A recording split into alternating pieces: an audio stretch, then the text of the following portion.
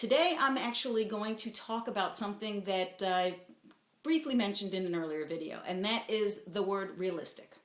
Uh, Realistic is a word that actually makes the hairs on the back of my neck stand up because more often than not it's used as a manipulator. Now, even looking at the definition of the word realistic, or looking at the thesaurus, looking at the words in the thesaurus about realistic, then you will see words like authentic, real, actual. By doing something that is realistic, it is essentially holding the status quo and doing something that is applicable to right now. However, my problem with that is just so.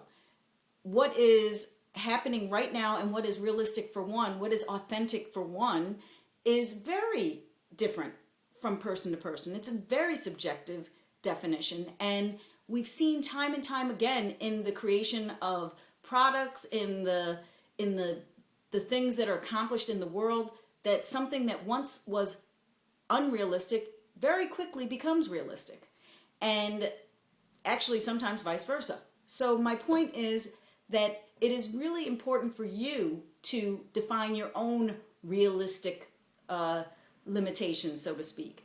Do not be dictated by others, because it is sourced from their own ideas about what is valuable or authentic, or what is reasonable, or what they themselves feel they can accomplish oftentimes.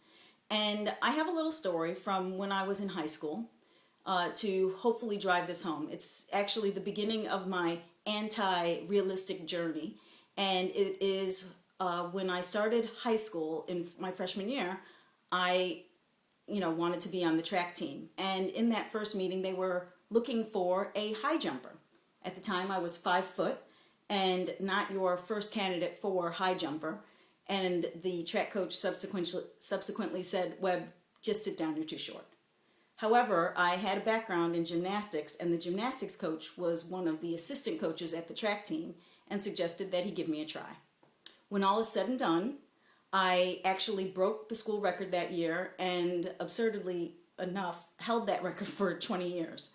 I, throughout my high school, was ranked as one of the top high jumpers in New York State, and it just was what it was, because nobody would have thought that that was realistic for this little short small fry to be such a competitive jumper. But the proof was in the pudding. I could jump. I am a little bit springy, and often competed against girls who were 6, 7, 10 inches taller than I, and still beat them out. So it has to do with many things, and one of it is the mindset, one of it is the training that you do, one of it is the talent that you have just naturally, but it really is not something that one can define for you. It is something that comes about, that comes from you. And so my call to action is, don't use the word realistic on people as a manipulator. Don't project your own limitations on others when they're trying to accomplish something beyond that. Don't let people do that to you, because what the world really needs are unrealistic people. There are too many big problems that need doing, that if you look at them logically, so to speak, that you might have to just, throw in the towel and say, well, we're just screwed. And that's not the way to go about solving problems. So I would suggest that we take it upon ourselves to be more unrealistic, do what we can, because timing is a part of what we can get done.